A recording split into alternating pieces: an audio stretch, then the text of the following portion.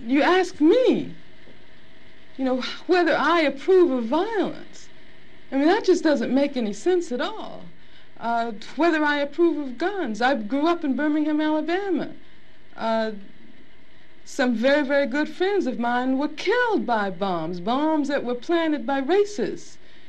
I remember from the time I was very small, I remember the sounds of bombs exploding across the street, our house shaking. I remember my father having to have guns at his disposal at all times because of the fact that at any moment we might expect to be attacked. The man who was at that time in complete control of the city government, his name was Bull Connor, would often get on the radio and make statements like, niggers have moved into a white neighborhood, we better expect some bloodshed tonight. And sure enough, there would be bloodshed.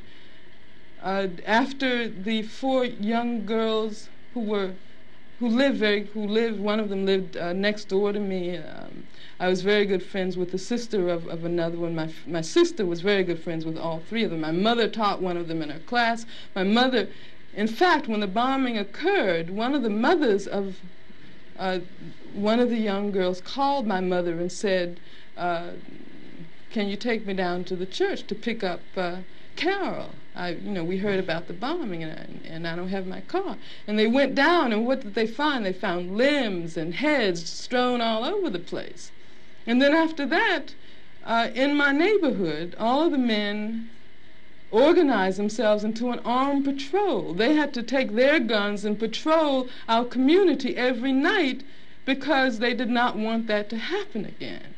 I mean, that's why when someone asks me about violence, I just find it incredible. Because what it means is that the person who's asking that question has absolutely no idea what black people have gone through, what black people have experienced in this country since the time the first black person was kidnapped from the shores of Africa.